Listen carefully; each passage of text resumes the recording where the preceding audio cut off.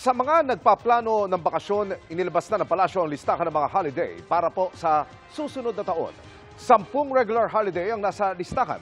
4 naman, special non-working days. Kabilang po ang Ninoy Aquino Day.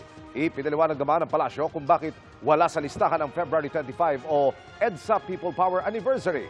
Bagamat nire-respeto raw ang pag-aalaala sa okasyon. Papatak daw ng linggo ang February 25. Wala raw masyadong magiging socio-economic impact kung idedeklara pa itong special non-working day dahil karamihan naman walang pasok ng linggo. Mga kapuso, samahan nyo kaming tumutok 24 oras. Bisitahin at mag-subscribe sa GMA Integrated News sa YouTube. Sa mga kapuso abroad, bisitahin ang GMA Pinoy TV at www.gmanews.tv.